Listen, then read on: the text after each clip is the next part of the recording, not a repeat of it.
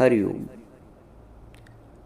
मनुष्य जन्म के पश्चात यदि सत्संग मिल गया है तो जीवन सार्थक हो जाता है, और मनुष्य का जन्म मिला सिर्फ संसार के सुख मिले तो जीवन निरर्थक चला गया, निरुद्देश चला गया।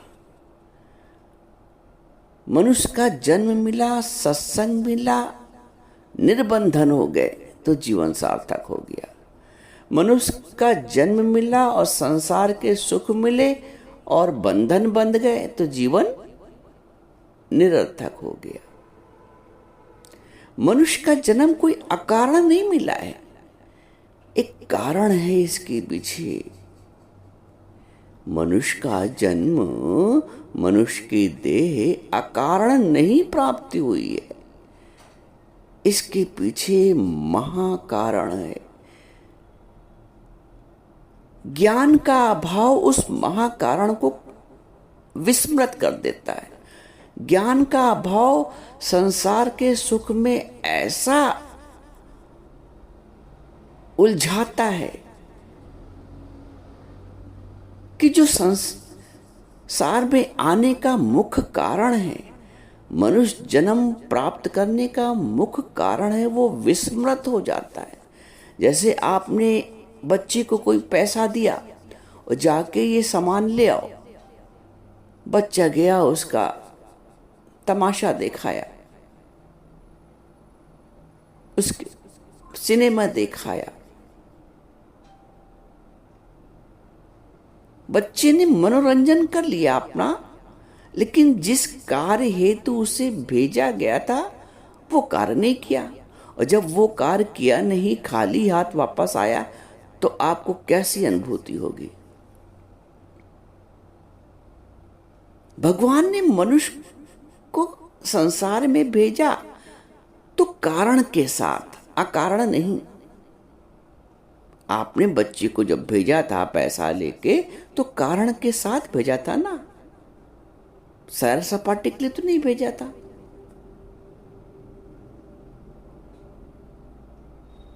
मन के रंजन के लिए तो नहीं भेजा था। परमात्मा ने भी ये जो शरीर दिया है मनुष्य का, ये जो जन्म दिया है मनुष्य का, ये जो योनि दी है मनुष्य की, एक कारण के साथ है। श्वासों की पूंजी दी है। जैसे आपने वहां पैसा दिया था, बच्चे को ये काम कर रहा हो और बच्चा खाली हाथ लौट आया अपने मन का रंजन करने के बाद। मनुष्य भी खाली हाथ लौट जाता है मन के रंजन करने के बाद। जो श्वासों की पूंजी है वो व्यर्थ चली जाती है। सारा जीवन मनुष्य संसार के सुख में ही लिप्त रहता है। सारा जीवन जो भी प्राप्तियां करता है वो संसार के परिप्रेक्ष्य में आत्मरूप से कोई प्राप्ति ही नहीं कर पाता है। उसे अपने जीवन का उद्देश्य नहीं पता है, उसे अपने मनुष्य जन्म प्राप्त करने का कारण ही नहीं पता है। एक कारण लेके आए हैं। हमारे इतने पुण्य इकट्ठा नहीं होते हैं कि हमें मनुष्य का जन्म मिल जाए। ये भगवान करुणा करके एक कोई गुण पे रीझ जाता है, ले तू मनुष्य का जन्म, कर मेरा कार्य, कर आत्म जागृति, करो ज्ञान भक्ति का प्रचार। तो इतने पुण्य इकट्ठा नहीं होते कि मनुष्य का जन्म प्राप्त हो। वो ईश्वर की विशेष करुणा है। वो किसी एक गुण पे रीझ जाता है और मनुष्य का जन्म दे देता है। एक बार भगवान बुद्ध अपने कुछ साधकों के साथ बैठ के सत्संग कर रहे थे। उधर से एक व्यक्ति आया, कोई व्यापारी था, उधर से निकल रहा था। उसने भगवान बुद्ध को प्रणाम किया। प्रणाम करने के बाद वो व्यक्ति जब सत्संग समाप्त हो गया तो भगवान बुद्ध से स्वयं पूछता है कि आज तक तो ऐसा कभी हुआ नहीं कि मैंने किसी को प्रणाम किया हो, किसी के आगे सर झुकाया हो। आपके आगे मेरा सर क्यों झुक गया? स्वतः सहज ही झुक गया। हमने सहज ही आपको प्रणाम क्यों कर लिया? मैंने तो आज तक किसी के आगे सर झुकाया नहीं। मेरा स्वभाव इतना विचित्र है कि मैं किसी के आगे झुकना नहीं चाहता हूं। मैंने आज तक किसी को प्रणाम नहीं किया, और कैसे मैं समझ नहीं पा रहा हूं कि मैंने कैसे आपको प्रणाम किया और सत्संग के स्थान पे बैठ गया इतनी देर। भगवान बुद्ध ने कुछ देर अपने नेत्र बंद कर लिए, और कुछ समय बाद जब ध्यान के बाद अपनी आंखें खोली, भगवान ने बताया उस व्यक्ति को कि तुम पिछले जन्म में हाथी थे। एक बार जंगल में भीषण आग लगी। भगवान उसको सुना रहे हैं उस व्यक्ति को। एक बार जंगल में भीषण आग लगी। सारे जो पशु पक्षी जानवर सब भागे जा रहे थे। तुम भी भाग रहे थे हाथी के रूप में। तुम चूंकि शरीर से भारी थे तो थोड़ा थोड़ा विश्राम करके भाग रहे थे। तुम थक जा रहे थे तो तुम क्षण भर के लिए रुक भी जाते थे, और सारे पशु भाग रहे थे। तुम जब कुछ क्षण के लिए थकने के बाद विश्राम कर रहे थे तो तुम विश्राम कैसे करते थे? अपने चारों पैरों में से एक पैर उठा लेते थे, उसको आराम दे देते थे, फिर उसको रख देते थे, दूसरा पैर उठा लेते थे। ऐसे करके तुम थोड़ी थोड़ी देर पे विश्राम कर रहे थे अपने पैर को उठा उठा के। एक बार चलते चलते जब तुम विश्राम कर रहे थे, भागते भागते जब तुम कुछ क्षण के लिए रुके,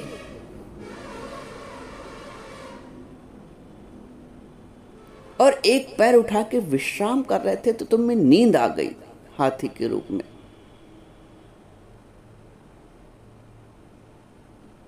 और नींद के पश्चात जब तुम जागे, जागृति आई, तुमने वो पैर अपना रखना चाहा जो उठा के विश्राम कर रहे थे, जिस पैर को विश्राम दे रहे थे। जब तुमने वो पैर जमीन पे रखना चाहा तो तुमने देखा एक कछुआ तुम्हारे पैर के नीचे विश्राम पा रहा है।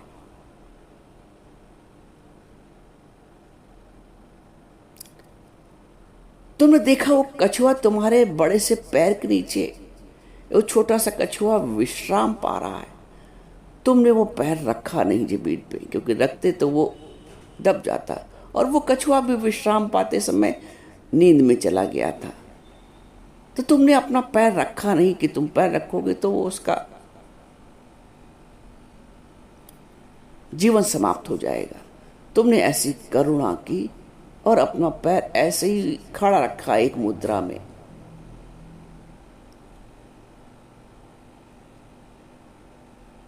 कुछ देर पश्चात वो कछुआ तो चला गया, लेकिन जब तुमने अपना पैर दोबारा रखना चाहा जमीन पे, तो तुम अपना पैर रख नहीं पाए जमीन पे, क्योंकि तुम्हारा पैर खड़ा टांगे टांगे तुम्हारा पैर अकड़ गया था।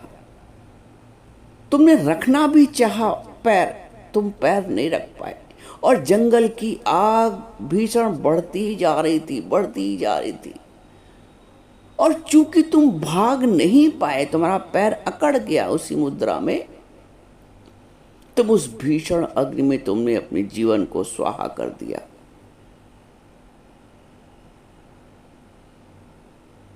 भगवान उस व्यक्ति को सुना रहे हैं। भगवान कहते हैं तुमने उस भीषण अग्नि में उस कछुए के बच्चे को बचाने के लिए तुमने अपने जीवन का भी बलिदान कर दिया। तुम भाग ही नहीं पाए, तुम्हारा पैर अकड़ गया, और अग्नि इतना फैले कि तुम्हारे जीवन की समाप्ति हो गई। तुम्हारी उस एक करुणा के लिए परमात्मा ने तुम्हें मनुष्य जन्म दिया। अब देखो कितना महत्वपूर्ण है मनुष्य का जन्म। इतने ज्यादा पुण्य नहीं भी इकट्ठे हुए थे, लेकिन परमात्मा एक गुण पे रीच गया। न जाने कौन से गुण पर दया निधि रीझ जाते हैं। एक रीझ होती है प्रभु में, उस रीझ के कारण परमात्मा मनुष्य का जन्म दे देता है। न जाने कौन से गुण पर दया निधि रीझ जाते हैं। तो हम सबको जो मनुष्य जन्म प्राप्त हुआ है ना, इसके पीछे कारण है। वही मैं भी कह रहा था ना, अकारण कुछ नहीं होता है। परमात्मा रीझ कर एक कोई गुण ऐसा उन्हें दिखा होगा, उन्होंने कहा जा तू मनुष्य जन्म ले और मेरा गुणगान कर, लोगों को शांति दे, आनंद दे, सुख दे, सेवा दे। मनुष्य तो सेवा कर सकता है, मनुष्य ही तो शांति दे सकता है, मनुष्य ही तो आनंद दे सकता है कि पशु पक्षी सुख देगा, आनंद देगा, सेवा करेगा। ये गुण भगवान के हैं, वही भगवान ने अपने गुण मनुष्य को दे दिए। जाओ संसार में सेवा करो, शांति प्राप्त करो, आनंद प्राप्त करो, हरि चर्चा करो, मोक्ष प्राप्त करो। तो एक कोई गुण ऐसा हम में होगा और उसके एवज में भगवान ने इतना बड़ा मनुष्य जन्म दे दिया, तो क्यों ना उसको सार्थक करो। यदि खाली हाथ लौट जाओगे तो परमात्मा को क्या अनुभूति होगी? तुम्हें क्या अनुभूति होगी उस वक्त जब बच्चा तुम्हारा खाली हाथ बिना काम करे लौट आएगा और पैसा भी खर्च कराएगा मनोरंजन में, तमाशे में, ताश पत्ते में, खेल खिलौने में। मनुष्य का जन्म अकारण नहीं है, एक कारण के साथ आए हैं। और कारण तुम भूल गए। तुम समझते हो कि जन्म लेने के पश्चात पढ़ाई करना, अध्ययन करना, नौकरी करना, पेशा करना, दुकान करना, विवाह करना, बच्चे करना, बच्चे की शादी करना। तुम कहाँ उलझ गए हो? मनोरंजन में उलझ गए। मनोरंजन जीवन का उद्देश्य नहीं है, मन का भंजन जीवन का उद्देश्य है। जब मन परमात्मा में भंज हो जाए, भुंज जाए, उसमें हमने सारा जीवन मन के रंजन को दे दिया, जबकि मन का भंजन होकर परमात्मा में लगना था। किस ओर तेरी मंजिल, किस ओर जा रहा है?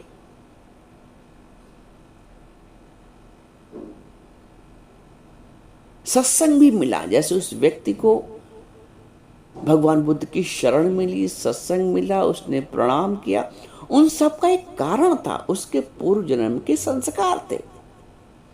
वरना तो वो आदमी इतना आसुरी प्रवृत्ति वाला था, एक अहंकारी व्यक्ति था। लेकिन सत्संग के पास से जैसे ही वो गुजरा, भगवान बुद्ध के पास से जैसे ही वो गुजरा, उसमें एक अंतर से एक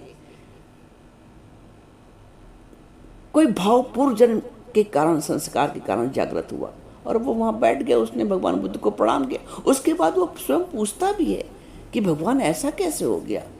मैं तो आज तक किसी का आगे झुका ही नहीं, मैंने आज तक किसी को प्रणाम नहीं किया। फिर भगवान ने उसके जीवन के उद्देश्य को बताया, उसके पूर्व जन्म के जो कारण बने थे मनुष्य जन्म को प्राप्त करने का, वो बताया। तो ऐसे ही हमारा गुरु हमें कारण बताता है कि हमने मनुष्य जन्म क्यों लिया। मानुष जन्म अमोल रे, माटी में ना रोल रे। अब की मिला है फिर ना मिलेगा, कभी नहीं, कभी नहीं, कभी नहीं। जाग जाओ, इसी क्षण की जागृति। वो व्यक्ति जाग गया, फिर उसने पलट के फिर संसार का रुख नहीं किया, शरणागत हो गया। जो शरणागत होता है गुरु के, वो संसार आगत नहीं होता है। जो शरण में आगत होता है वो संसार में आगत नहीं होता है मन और बुद्धि से। हम जब गुरु की शरणागत हो जाते हैं, सत्संग की शरणागत हो जाते हैं, तभी हमारा मन और बुद्धि संसार आगत नहीं होता है। अभी हम सब अपना अवलोकन करें, आत्मनिरीक्षण करें, हमारा मन और बुद्धि कहाँ आगत है? शरणागत है, शरण में आ गया है, कि संसार आगत है, कि संसार की शरण में है? किसके लिए सोचता है, किसके लिए चिंतन करता है? शरीर के लिए, संबंध के लिए, संसार के सुख के लिए, संसार से सम्मान प्राप्त करने के लिए? इसको कहते हैं संसार आगत। वो जो शरणागत है वो प्रभु चिंतन के सिवा कुछ नहीं करता है। जिसके हृदय में हरि सुमिरन होगा उसका सफल क्यों ना जीवन होगा। जिसने अपने उद्देश्य को प्राप्त कर लिया है, कोई बच्चा नीट की परीक्षा दे रहा है, इसका उद्देश्य क्या है? डॉक्टर बनने का।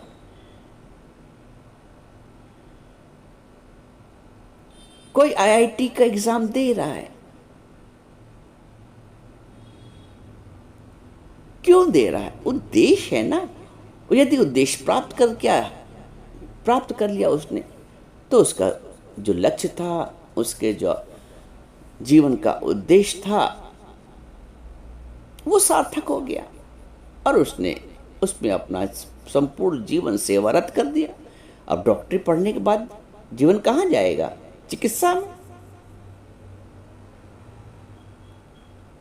सत्संग के पश्चात जीवन कहाँ जाएगा? शरणागत में, समर्पण में। ऐसा थोड़ी कि डॉक्टरी पढ़ने के बाद फिर वो झाड़ू लगाए, वो दुकान खोल के बैठ जाए पान की। ऐसा नहीं होगा ना। तो सत्संग प्राप्ति के पश्चात ये जो मन हमारा पान की दुकान खोल लेता है, झाड़ू लगाने लगता है मन बुद्धि,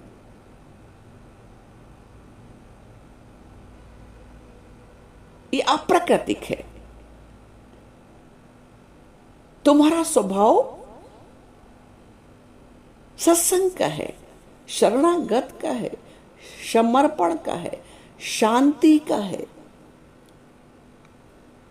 तुम क्यों अशांत होते हो छोटी छोटी बातों के लिए? तुम्हारा स्वभाव निर्विकार का है। तुम क्यों विकारित होते हो छोटी छोटी वासनाओं के लिए? तुम्हारे जन्म का एक महान उद्देश्य है, एक महान कारण है। उस कारण को गुरु बताता है। जैसे भगवान बुद्ध ने उस व्यक्ति को कारण बताया, जीवन का उद्देश्य बताया। ये परमात्मा की विशेष अनुकंपा है, वो हम पे रीझे हैं। कोई गुण ऐसा देख लिया होगा जो कृपा करके मनुष्य का तन दे दिया। तो मनुष्य के तन को सार्थक करो, वो कार्य मत करो जो पशु पक्षी कर रहे हैं। खाना पीना भोगना तिनका पशु समान, मानुष जन्म पाए के जिन न जानो ज्ञान। ज्ञान क्या है? ब्रह्म सत्य जगत मिथ्या। मानुष जन्म पाए के जिन न जानो ज्ञान, खाना पीना भोगना तिनका पशु समान। तुमने सारा जीवन जगत को सत्य माना है, संसार को सत्य माना है।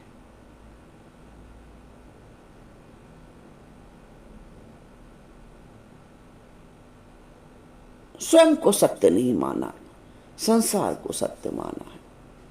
संसार को सत्य मानते ही